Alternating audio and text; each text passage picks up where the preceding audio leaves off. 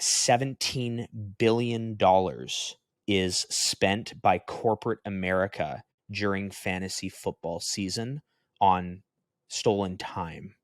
That means Time paying theft. the Wow. office. Time thief. Fire that man. Yeah.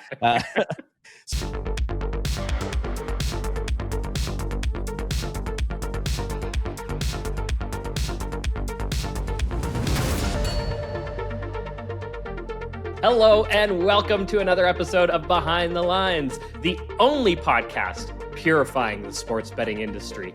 I'm your host, Shane Mercer. That guy over there, Andrew Pace, the founder of inplayLIVE, only the greatest sports betting community on planet Earth. And if you like this, you like the content, well, remember to like, download, and subscribe. And you can follow us on all the socials at inplayLIVE. Now, also, if you have a betting story, you want to share it with us, drop us a note in the comments below. We'll try to bring it up on the show. Who knows? We might even invite you to come on. All right. Today, we are talking all things fantasy football. Chances are, if you're listening to this podcast, you're among the something like 40, 50 million people in North America who participate in fantasy football. Pace, I just did a draft last night. It's one of 4 I think I'll be doing this season. And this was the first one so far leading up. So I've got another sort of week and a half ahead before kickoff on that Thursday, where I will be looking at average draft position, ADP. I will be evaluating who I want, what stacks I want for the season, who I like, all of those things. I was really excited yesterday when I did this first draft because guess what? I got the number 1 spot, first pick overall. And as a Vikings fan, well, who do you think I took? It's pretty easy. Justin Jefferson, the gritty king himself. I was really, really happy with that. The draft, I think, went really well. I'm very excited about it. And, as I mentioned, I'm participating in, for this season, and that's kind of been my sort of max capacity for fantasy leagues because I do like to give them a lot of attention, the attention that I feel they deserve, but I don't want it to be somebody who's doing like 20 fantasy leagues at once because it just becomes a little too much to handle, and then I'm not giving the right amount of attention to each roster that I'm managing. But I absolutely love it. I've been doing it for about close to 15 years, I think now, with fantasy football. And it's a lot of fun. And, that's what I think it should be. Pace, what's your experience like with fantasy football? Geez. Well, we always say on this podcast, no crystal balls, no predictions, things like that. And then when you talk like, hey, we're talking fantasy football, we could be like every other podcast out there right now. It's just telling you who to draft and why. Now, my experience with fantasy football has been one that has been an overall catalyst in my betting success because fantasy football sort of keeps me with a finger on the pulse as it relates to the personnel in the leagues themselves.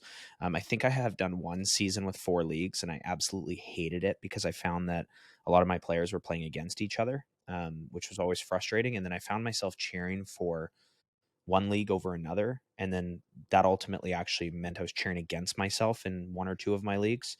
So I always do 2 leagues. One is a dynasty league and the other one is a redraft.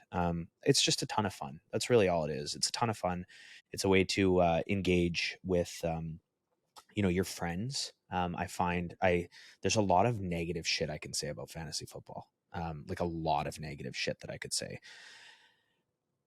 Gosh, and without trying to offend anyone too much, fantasy football becomes something that, like I said, keeps people connected, which I think is a really positive thing, but it also becomes the outlet for a lot of grown men to, have a release from a lot of the stresses of their day-to-day lives.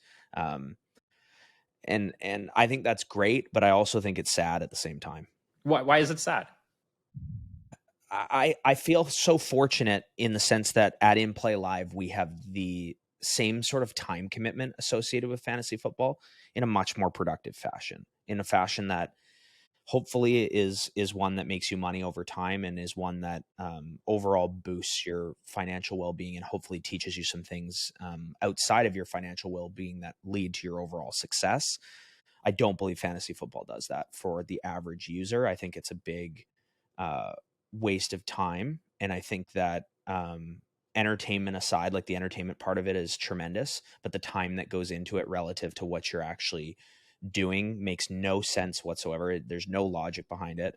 And I think it's sad that a lot of people have this as their release as opposed to actually, I think, being a little bit more transparent. I think it relates to a lot of the dark sides of the sports betting industry. And there definitely is a gambling undertone with fantasy football, where fantasy football and gambling can be sort of like this hidden thing that, you don't even do at home around your wife and kids because you're not allowed to. And you end up doing it at work, to fill in the time. So I just think that can be a little bit sad sometimes. Yeah, absolutely. I can follow you in some of that thought process, especially when it comes to the idea of daily fantasy football, where, it's not season long, and it's maybe not necessarily for fun. And you're trying to make money at it. I know a lot of people kind of have gone down that hole. I mean, I've tried it and played a little daily fantasy football in the past. And I mean, yeah, it's fun, but there's a real element of addiction to that. Whereas, kind of the season long fantasy football stuff, I find it's a great way to, as you said, stay connected. You have a circle of friends, that I've known for a long, long time. And we're in a fantasy league that's running well over a decade now. Another one with old coworkers and another one with family, brothers and sister and relatives. And so that one's a fun one too. And it gives us something at Thanksgiving and Christmas to kind of joke about and have some fun with and that kind of thing. But that saddest aspect that you brought up can certainly be there. And like I said, I definitely think when it comes to daily fantasy football, that can be a major problem for a lot of people out there. So I think that really gets into the gambling side of things. Well, first and foremost, DFS is actually, there's a lot of overlaps with DFS with what we do at inplayLIVE. You can make money consistently from DFS. It is a different ballgame. It's a different arena. I haven't done it myself from a profitability standpoint, but I know you can make consistent long-term money from DFS. Now, as for the other side of things, I really don't want it to be like, this downer thing where we're bashing fantasy football. I just think that if your release in life is fantasy football, and that's your way of getting away from, the stresses and things like that, there's a lot of positive in that. But at the same time, like, we try to encourage people to do things that they love in life. So fantasy football can be a complement to the things that you love in life, as opposed to the only release or that sort of freedom that you hope to get. And, a lot of people on Sundays, they're not allowed to be watching the games or not allowed to be hanging out with their friends and betting with them for good reason, I would say.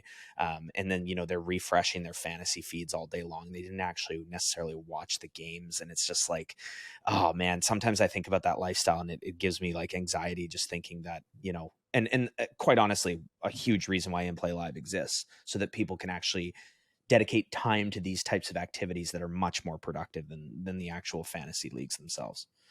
So let's talk a little bit about that then, because, I like the idea you brought up of when you had 4 teams, because like I said, I'll be running 4 teams this year and I've been doing 4 for a little while now. And I don't mind necessarily cheering on one side or cheering against another side. In fact, most of the time I'm just interested in watching a good game if I'm watching the games and sitting down, and just happy to sort of see great plays and highlights and all that sort of stuff. And, if my fantasy team wins, great. If it doesn't, oh well. There's one league I take a little more seriously than the others, so that one always has a bit more priority for me. But I think that this idea of, hey, wait a minute, there might be a way though, because I am spending all this time thinking about players, rosters, team tendencies, that there's a way to translate that knowledge. Totally. And I think that that would probably bring us to an Instagram reel that we recently made. We do them on TikTok, Twitter, everything. So you can follow us on any of the social channels and you'll actually be able to see, I would say what I would call them like mini behind the line episodes. So we did one on fantasy football this past week. So I'll just run that right now and then can chat a little bit about it here. Yeah. It's fantasy football season and everyone on social media is telling you who to draft. Here's what they're not telling you. Your knowledge of the NFL and the personnel in that league is being underutilized, and there's a much better way to spend your time. if you're one of the 75 million Americans spending an average time of 6.9 hours per week on your fantasy team, even if you won your league, the median payout is only $350, valuing your time at roughly $3 per hour. I love fantasy football, but I use my fantasy football knowledge to wager and invest in sports live through great personnel knowledge that I capitalize on in real time. For more information on this, click the link in our bio, and as always, follow us for more betting tips. Wow, what a great little reel, man. These are awesome. It's like you said, it's exactly like that. It's a mini little behind the lines episode in 60 seconds. And right there, I love that idea. Right. So I'll talk about some stuff that kind of led to that video. And I think that there's a lot of really good information for this. And again, I want to be so clear right now. I said it in that reel. I love fantasy football. So the tone to start might be like, oh, he hates fantasy. He's making fun of people that play. That's not it at all. So I'm going to run through some statistics. So I was going to make this video here and I was like, okay, let's use $100 buy-in as an example. So there's going to be a $1,200 pot, and usually the average payout there would be about $700 to $800 for first place, and then second and third or whomever divvies up the rest of it. So I was going to use that as an example, and I was going to be like, okay, well, how often do people actually play fantasy football? Like how many hours do they spend a week involved in this? And then I was going to go, okay, let's pretend that you win your fantasy league, and then let's value your time based on that, which of course is the best case scenario, right? So one of the 12, some people play in 8 and 10 man leagues, but one of the 12, let's use 12 man, one of the 12 people is going to win, but the other 11, obviously their time is then valued at far, far less. And doing this for $100 buy-in, a 12-person league with a $700 payout, it comes to like $5.96 per hour based on this study. And this study says that 75 million people, you said you started this, if you're one of the 40 or 50 million people. I know, I was thinking that, geez, 75 million now, because I know that I'm referencing a number from like 10 years ago too. Shane, just in the United States. Wow, that's unbelievable. Okay, so you said North America. It's 75 people playing fantasy football in the United States. Okay, that's the number of people. So not the average buy-in, which is the median league buy-in. So you might have some crazy leagues that are one-off leagues that really don't affect a median that might have a $10,000 or $100,000 buy-in, like some crazy stuff like that. But when you actually look at the bulk of the data, the median is, so the average might be higher than this, but the median being the middle number is $50. So I just said $5.96. Well, at $50, the average prize, the median prize is $350 for first place. So this is where the data that I was really looking for was the 6.9 hours per week is what the average, not the median, the average of those 75 million people in the United States spend. And that's where I was like, okay, well, I wanted to use the average data and I was going to guess 100, but let's actually use the average data because much to my surprise, it was even less. And I know disposable income's at a premium. I know that. But if you do the math of $100 to play for 17 weeks and you look at it from a weekly cost, I mean, it is far less than $10 a week. It's like $6, $7 a week to play fantasy football if it's a $100 buy-in. So $50 buy-in, of course, is even less. So I was like, okay, let's use the actual median. Now, here's where things get really interesting. 96.6% of fantasy football players spend time at their job working on their fantasy team. So this is where I was getting back to, your family life and the quote, not allowed to be working on your team.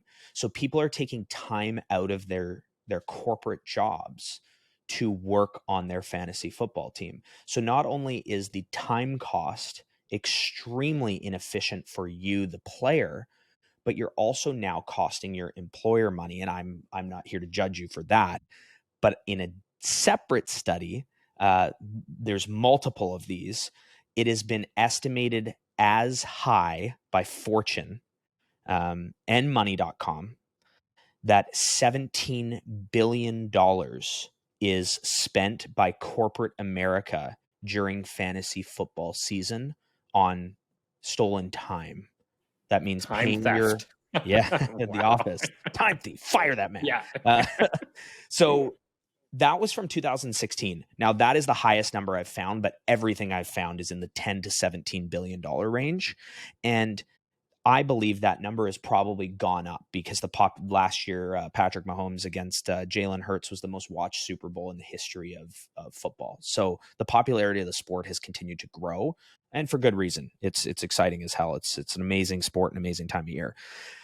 My point being is that, yes, people are hiding it from their spouses. They're doing it at work. They're not able to actually watch the games necessarily on Sunday. And that's leading to, this whole sort of system of what I believe to be sort of supporting the whole non-purified gambling industry, where maybe you do get away from home for a little bit. Not only are you now following your fantasy football, you're also probably making some parlays and doing some gambling as well, which tends to just not be an approved activity from our spouses and our families as a whole. So the whole fantasy football landscape is one that doesn't make a lot of sense. And this is where my real question comes in. So if you're valuing your time with the highest upside of $3 per hour for the duration of your season, 17 weeks, 7 hours a week. And by the way, I think that 7 hours is low, because I know my own situation. Shane, you just touched on yours, and some of the people in my league, some people will laugh and say more like 7 hours a day. We have that. You're not including the off season as well, where I'm in a league where there's a lot of off season work that goes in. Totally. Right. And when you put that all together, you go, okay, there's something else at play here, because people aren't thinking logically as it relates to the monetary cost associated with their time. So then you go, okay, there's an entertainment aspect, which, we go see a movie. We don't go, hey, you just value your time at $0 to negative whatever dollars an hour because you went and saw a movie. So there's an entertainment aspect to it, where it's not about the logical time cost, number one. But number two is this release, I'm getting to build my team. It's the bragging rights. It's beating your friends. It's the competition of it all. It's taking pride in something that, quite honestly, anyone can do, but feeling that level of pride. It's your relationship with one or two players, or maybe your whole team, where you feel a special bond to Jamar Chase. You feel a special bond to Joe Burrow. And it's one of the reasons, quite honestly, why the NFL is so successful. And then you take fantasy sports, you apply them to all the other sports. So baseball, hockey, whatever. Do they exist? Yes. But having direct knowledge of this, having worked with someone from FanDuel who was involved with FanDuel's marketing team for specifically their times before they were a legalized sportsbook, and they were just a daily fantasy product, they said that in the NFL season, all of their customers come in and then they spend the rest of the year trying to keep them playing. So hockey and baseball and all these other fantasy sports, they don't do even remotely close to the same level of success in this landscape as football does. And I think personally, the football is more entertaining and exciting. But that aside, I think the reason for it is because you're prepping for one single day. You're getting your team, your rosters, and everything ready. I know there's Thursday night football. I know there's Monday night football, but you're getting it prepped and ready for Sunday. And from that standpoint, it allows you to prep all week, research all week, put in a bunch of time all week. And it isn't just roster setting like it would be in MLB, where everyone plays every single day, or hockey, where everyone plays every other day, or basketball, where they play every other day, right? So that's a huge actual part of the formula for success, which is crazy, because the NFL itself is obviously of all the major North American sports, has the least amount of games, yet is by far the most profitable, and the most profitable in the world.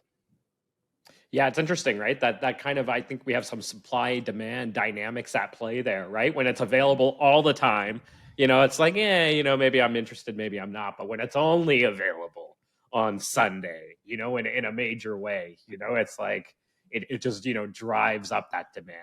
Right. It's a really interesting kind of marketing tactic there. Okay, well, we are spending all of this time focused on our fantasy teams, where we are putting in the 6 hours a day or whatever the stat is there. We're doing all of that, for $3 an hour, if we're lucky enough to be the champion of our league, there must be a better way. There must be a way to take this knowledge and make it work for you while the games are on. Totally. And it isn't a 1-for-1 translation. It isn't like, hey, I won my fantasy league, let's go make some money betting on sports. There's a lot more to it than that. But well, first, why don't I run this? This is an old inplayLIVE ad. Why don't I run this ad and we can talk about it to give us a little insight on how we do the opening of the conversation of how you can actually make some money from this. Hey dude, so who are you gonna pick up off the waiver wire this week? Some of the guys that I made over $10,000 betting on this past weekend. What are you talking about? Well, the waiver wire studs that you put your claims in for every single week have incredible real-time value on Sunday, and I profit off them all the time. Yo, you gotta give me an example. Well, I mean, just think about the top waiver wire breakouts from the previous years. You know, guys like David Johnson, Tyreek Hill. Cheetah, I grabbed him in my league that year and I won. Okay, hold on. So I'll make a bet on them for this coming week. Well, no. The value's gone. By the time you've placed your waiver claim, it's too late. It's real-time value that we see. We watch the games together. We see on Sunday, you're thinking, I'm going to put a waiver claim in for that guy, and I'm thinking, I'm going to make money on him right now. That's like insane. Yeah, so I'm not telling you anything you don't know already. Corporate America loses billions of dollars to fantasy football because people are putting so much time into it. That means you actually already have the knowledge. So someone like yourself can actually profit like the members of inplayLIVE, where in one day we're potentially making more money than you would win in your entire fantasy football season. Holy Love it, Raj, with the holy F-bomb there. Oh man, for all of you out there, who don't know who Raj is, that's Mark Rajman. Mark is Andrew's partner. I like to call him the brains behind inplayLIVE. No offense, Pace, but Raj is an awesome guy, and I love it. He drops that F-bomb at the end. Pace, I gotta say, I think that's one of the ads that I saw. One of a few that I saw before I joined inplayLIVE, and it actually really spoke to me because, like I said, I've been in fantasy, playing fantasy sports for a long time now, and I said to myself, I'm like, geez, that actually does make a lot of sense, and it sort of prompted me to investigate further, and sure enough, I got on the inside, and clearly inplayLIVE is everything that we thought it was, or that I thought it was, and even more.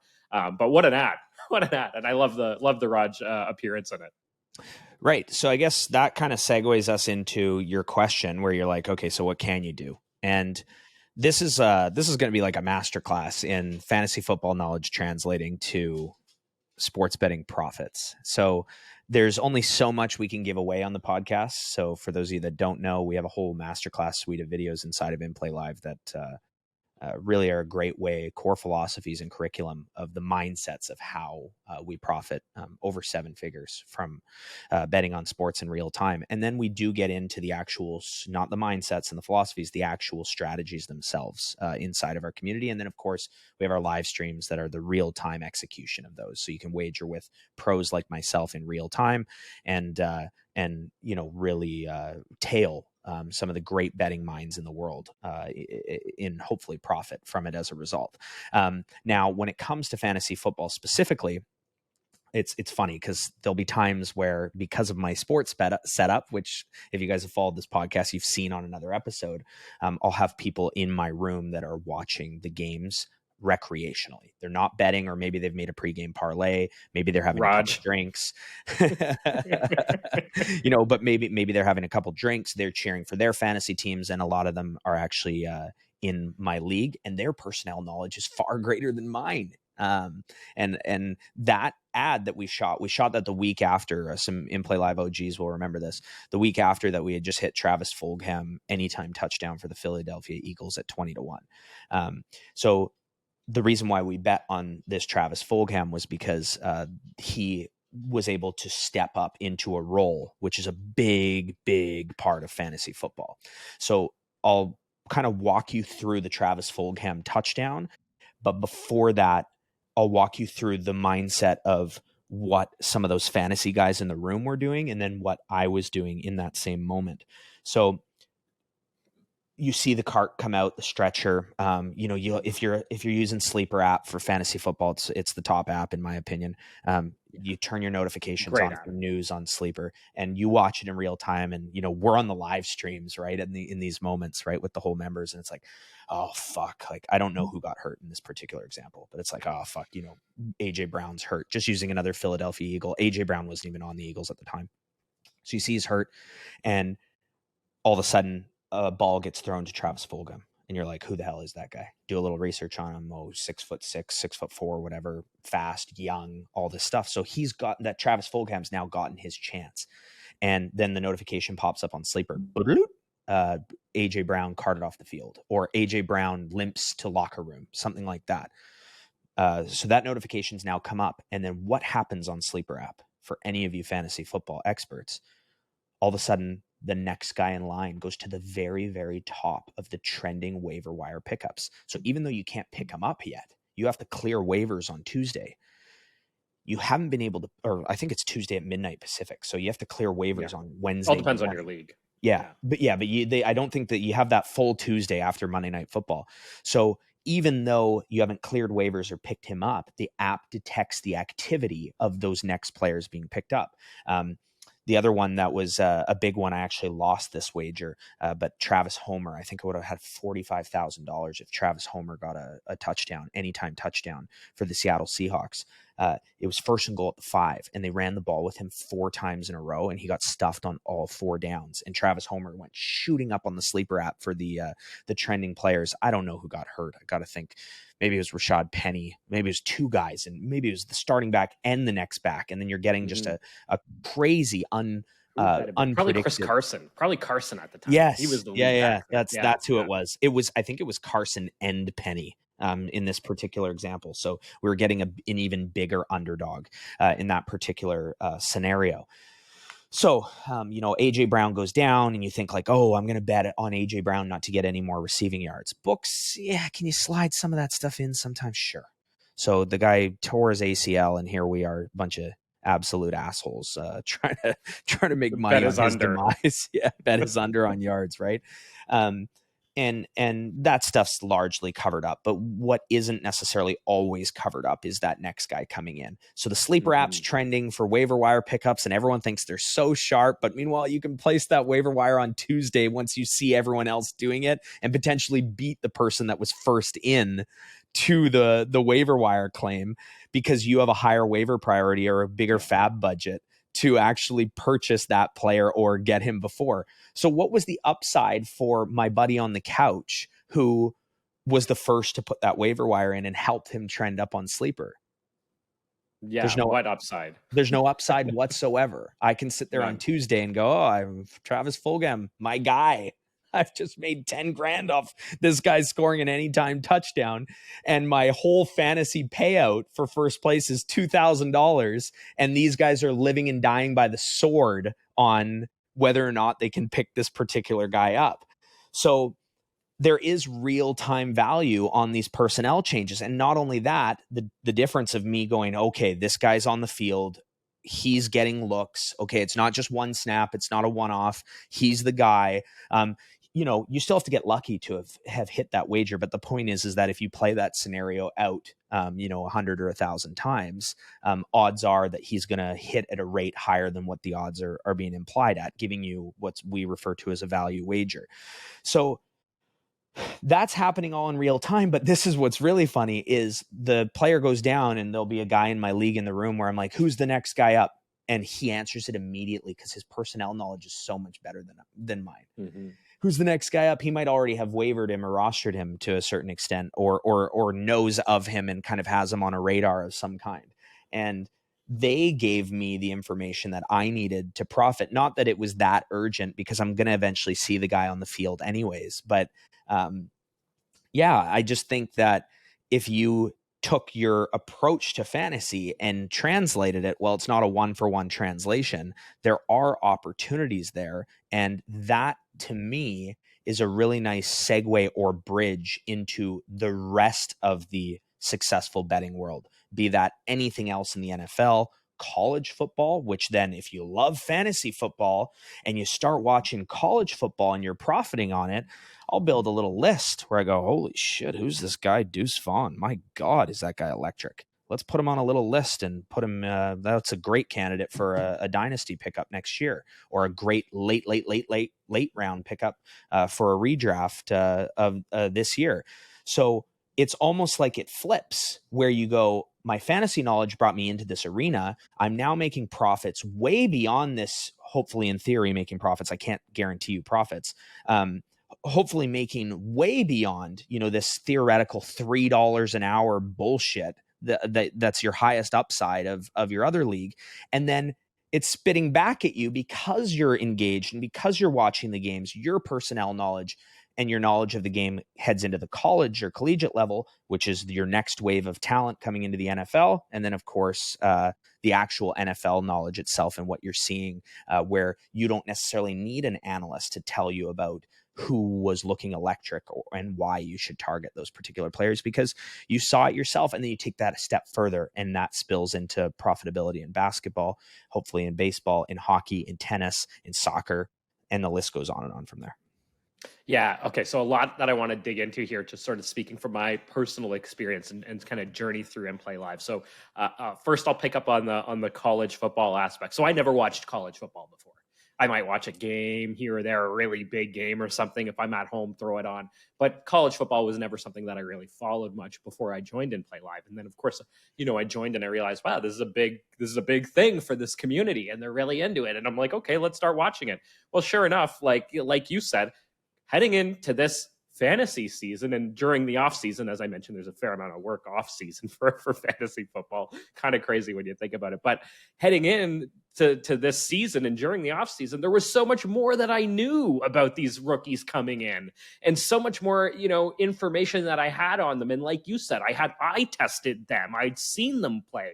I've seen how they move. And so, I had guys marked down like, oh, this could be a nice late rounder over here. This is somebody who could have a breakout rookie season. And so having watched, college, that really kind of had informed, some of my decisions as I prepared for this upcoming fantasy season. So that was something kind of new for me over the past year. Now, you also mentioned the idea of you asking the guy in the room, right? Who's up next? What do they know? Here's something else I sort of experienced on the live streams, being a part of the inplayLIVE community, is that during the live streams, well, there are hundreds of other guys participating in the chat during these live streams with you, right, Pace? And you've got a whole community of people that you can lean on to say, who's up next? And sure enough, somebody knows instantly. Somebody's in that chat instantly. They know exactly who's up next. Not only that, but they've watched them in college, or they know who they are, and they know how good they are and what the talent level is. And they're able to inform you very quickly about, what the upside might be of a play, or what that person's, talent and capabilities are. And it's a really kind of remarkable thing to kind of watch it in real time and see that. So, it really sort of speaks to the power of community, which we touched on our last episode last week. But to sort of see it in action in that way is really kind of something to behold. And then the other aspect that comes from the stream, and kind of Pace, you sort of alluded to this, but you've got you and several other pros on there making calls, but in a lot of ways you're sort of explaining the calls too, or you start to identify a pattern in those calls, and it really kind of helps everyone else who's following along on the streams and paying attention to learn how you guys are thinking and how you're analyzing the game and how you're arriving at those calls. And before long, I've got, Travis Homer queued up, ready to go. And I'm just waiting for you to make the call, because I know that that's kind of where your brain is going for that next big player prop or whatever it might be.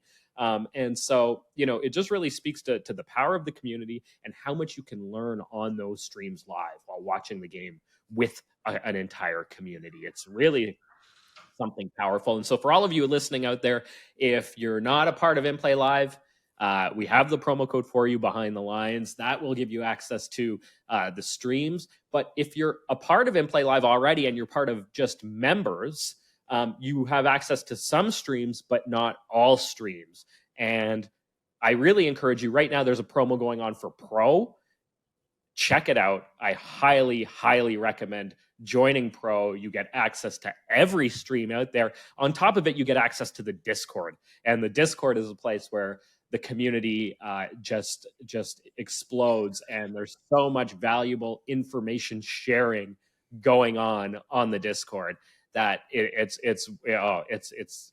to say it's worth it is an understatement, because the cost is minimal relative to how much money and how much profit you can turn by being part of the community. So I just sort of wanted to touch on all those aspects that you kind of got into there. But so let's talk about, though, what happens when you're watching the game and you do see certain players or aspects of the game change. Like, let's say a quarterback goes down. How big of an impact does that have on your wagering decisions? Massive. Yeah. I mean, it really depends on the league and the sport. Quarterback, obviously, I think we're only talking about one sport, but really there are two different, you could argue there's three different American football, sports that are they're not the same sport. CFL, college football has different rules than the NFL, but I would put those two together. And then CFL is totally different. And then now you have these 3-point conversions and all this bullshit in the USFL and XFL, right? So quarterback goes down in the CFL. I mean, geez, there's times where you're just like, holy smokes, this is the guy's way better than the starter, and the starter sucked. The guy's way they're just the same, like they're interchangeable more so than other leagues. College football, we've seen Florida did this, I think it was last season, but it might have been 2 seasons ago, and it's really relevant to bring up right now because it was 2 seasons ago. It was Anthony Richardson was one of the 2 quarterbacks, who was obviously the Colts starting quarterback heading into this 2023 NFL season. They gave Anthony Richardson one drive, and then the next drive they gave their other quarterback, which I should know his name and I don't. So at the time, what we were doing was capitalizing on the Richardson drives and betting against the other quarterback for Florida on his drives, because Richardson was really playing well at the time. So I guess what I'm saying is, depending on the league and the sport, you might not even need an injury, but there's these crazy situations. So week 1 of college football is coming up this week. I'm under the impression, as it stands right now, that Alabama hasn't decided on their starting quarterback yet. They're playing a not so formidable opponent, and there's potentially a rotation of 3 quarterbacks through each drive that could be coming up this Saturday. So from a betting standpoint, you might not know that information. Information is power. One of the most common statements that we make here at Behind the Lines. I also have a one-liner that I say, the less you know, the better. And the reason for that is the preseason noise and the headache associated with it, and letting that sway your live betting versus what you're actually seeing. So they're both in context, but you come out and, you throw on the Alabama Crimson Tide game, oftentimes going to be the main broadcast on CBS, maybe not this week with the -40 spread or whatever the hell it is that they have this week. But Alabama comes out and you see quarterback 1 fly down the field, and you're like, holy smokes, like I got to get in on Bama -46 before they score again, because the game started at 40 and now it's -46. And the next quarterback comes in and you're like, where the hell's our guy? Who the fuck is this? The guy gets sacked, punts, throws a pick, fumbles, whatever. And then you see the third guy come out and he's electric, and you're like, what is going on right now? Meanwhile, you've deployed some of your own personal funds on a game that is very chaotic beyond the normal levels because of this new element of who the hell's playing in the game. And then, yeah, there's injuries where you go, hey, Patrick Mahomes' knee just dislocated. I remember that game as clear as anything. And if you guys remember, Patrick Mahomes did a quarterback sneak. His knee popped out, and he had to leave the game. And I remember, I'm pretty sure it was against the Detroit Lions, but I'm not 100% sure. And by pretty sure, I would say 60% confident. Doesn't matter. It doesn't matter who it was against. You literally watch in real time the spreads and the lines just go fucking ballistic for the opponents, the Lions. Everyone's betting on the Lions like crazy. Meanwhile, we haven't seen the backup come in. The Chiefs are already up in the game because they're the Chiefs. And there's a serious mountain to climb to cover the spread, let alone the money line. And not only that, if you weren't the first person into that wager, the first % of people into that wager, sports betting lines being dynamic, another chapter of Behind the Lines that you can check out, our dynamic lines chapter, you're buying a ridiculously public inflated price on a theoretical investment. And I think it was the first play or the first drive, pick six from the Lions quarterback. So the Chiefs were up like 14. Now they went up 21. And we destroyed that game betting against the Chiefs, but we didn't bet on the Lions. And that's all I'll say on that particular topic. But the whole message is opportunity awaits with personnel changes, and fantasy football can be that gateway. Yeah, just having that knowledge. Now, there's another aspect though of this that I got to ask you about, because you talk about we talk a lot often about the less you know the better, right? Or you kind of brought that up, or pregame noise, and you could probably group fantasy football knowledge into some of that pregame noise. And I think we covered this in another episode, in the March Madness episode, where we built our brackets.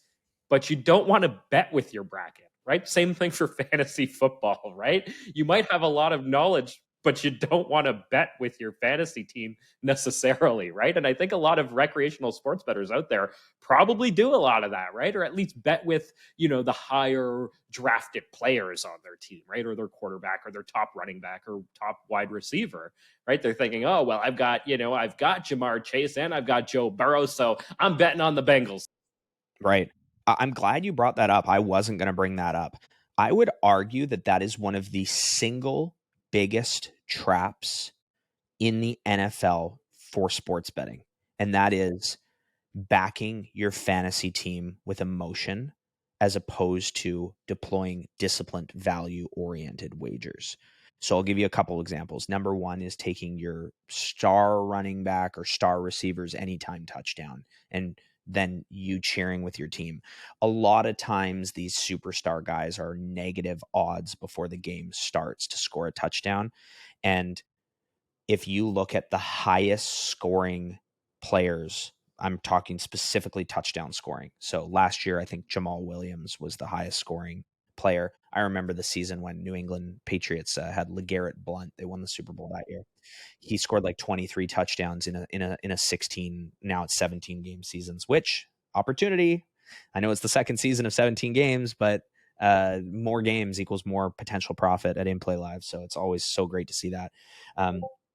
You look at a guy like LeGarrette Blount in that season, Jamal Williams in the last season, and they scored 20 plus touchdowns. So they're averaging more than one touchdown per game, but they didn't score a touchdown in every game. Usually a guy like that might have a couple of 2 touchdown games and maybe a 3, 4, 5, and even 6 touchdown game, right?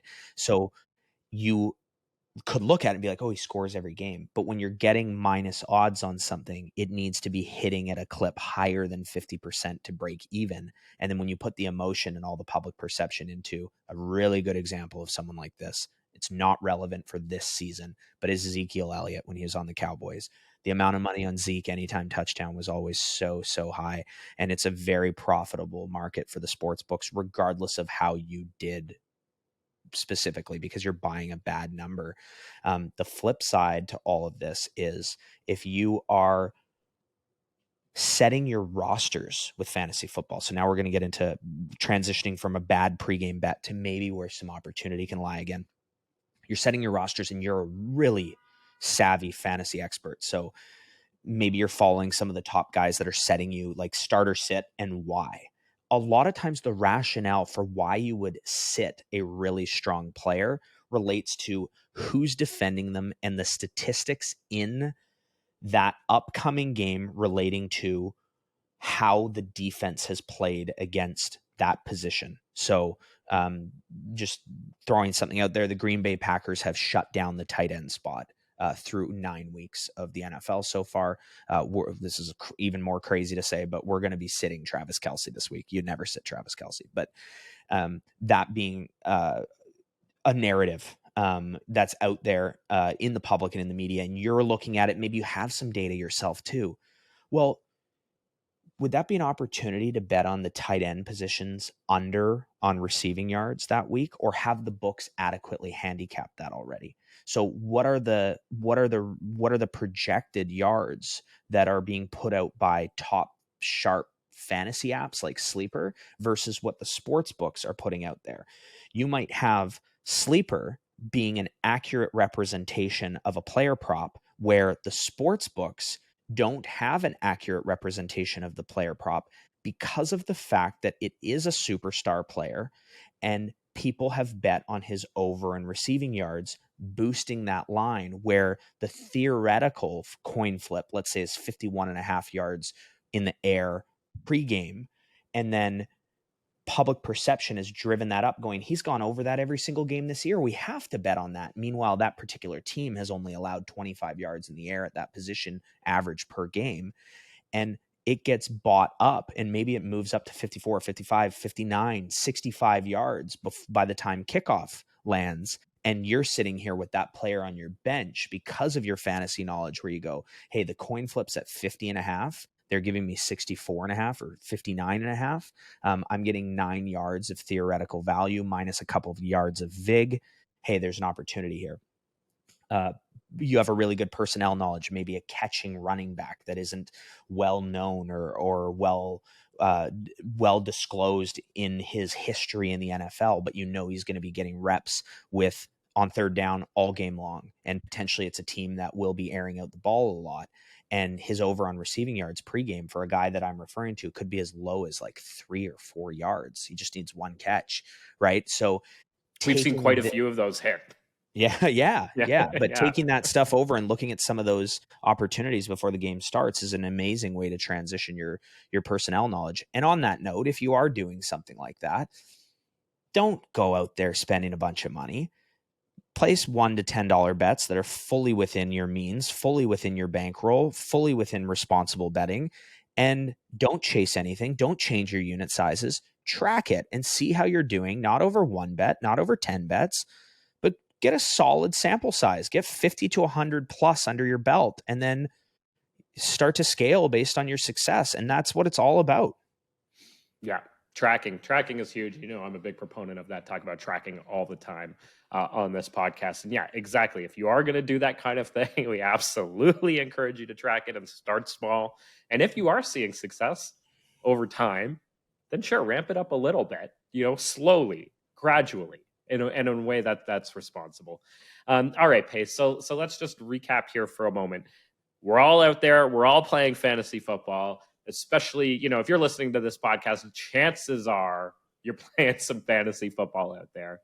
Know that you can translate that knowledge, take what you know, and apply it to in-game live situations to make a lot more money than you would probably make if you won your fantasy league. That's number one. 2, don't bet with your fantasy team. There might be opportunities where you can, but don't bet emotionally with your team, right? Is there anything else to recap? Anything I'm missing? I feel like I'm missing another really important point here, Pace. Have fun always. Have fun. I'm sure we missed something, but there is actually something I want to touch on with number 1. I know that sometimes in this podcast, especially if you're a member listening to this, you know, there can be times where it sounds like we're selling our product, but I do want to put a little perspective into that time costing average, you know, $3 an hour to win your league conversation that you touched on. So preseason of the NFL is now behind us. We bet all 3 weeks. We had a remarkable preseason. We had a ton of fun. So if you're thinking like, hey, this group sounds great, and I'm a previous member or I'm an aspiring new member and I want to join for football, next year, join for the start of August. There's a lot of reasons for that. Number 1, the preseason's extremely profitable. Number 2, we do really well betting on the CFL. And yes, that is a version of football, albeit not our first choice. Right. And then number 3 is giving you that time to gear up and ramp up for football season, through watching our masterclass, through getting the education that you need so that on day one of the NFL, you're much more prepared and ready to go versus having not done that. On top of that, from a personnel knowledge and from your own fantasy perspective and things like that, the preseason is remarkable for seeing what kind of talent is actually out there that won't be on the field come Sunday, or at least starting come Sunday. Might be some of the guys we see backing people up. And I can tell you guys, we saw some really special quarterback play from Nathan Rourke, who's behind Trevor Lawrence. We saw some real special quarterback play from Dorian Thompson-Robinson, who's going to be behind who we called Tug. Deshaun Watson for the Browns. So you start to see some of this talent emerge at a lot of the different positions, and that can gear you up for some sleeper type draft picks for the actual NFL season, much like we were referring to with college. Now, with that said, tracking our live stream success, and this is crazy statistic, we're betting a lot of times, we're betting 1% of our bankroll, but because of the fact that it was preseason and we're just kind of getting our feet wet, a lot of our bets were 0.25% of your bankroll. So if you had a $1,000 bankroll and you're betting 1%, those are $10 bets per wager, which is hopefully something that kind of resonates with a lot of people where they go, hey, like I can afford $10 bets, right? The majority of the calls would have been $2.50 throughout the preseason. Last week, we had 11 calls that would have been $10. We went 10 for 11 on those. And the $2.50 bets did very well. And betting at that level, you would have returned $280 of profit last week if you got in on all the calls and the live streams, which is more than the quarterly subscription. And in 1 week is nearing the median payout for fantasy football. Now, a lot of people... Wow, you put it that way. That's hilarious. Right. It's nearing the median payout.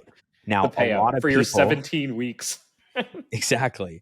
And that's at $2.50 to $10 wagers. A lot of people, and based on our teachings, would have done $5 to $20 for that $1,000 bankroll, or $10 to $25 for that $1,000 bankroll. We give you a few different money management options.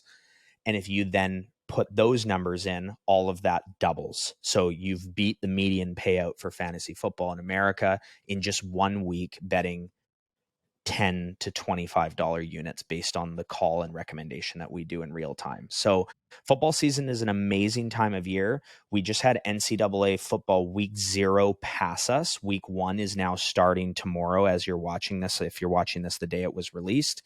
And the rule changes, we're going to touch on this next week, but the rule changes in college football were remarkable for us on week 0 with a lot of bad games. Week 0 are bad games. We believe this to be the single most profitable rule change we've ever seen in any sport since inplayLIVE was released. And I would say the single most profitable rule change I've ever seen, and this is in theory, this is not a guarantee, ever in the history of sports.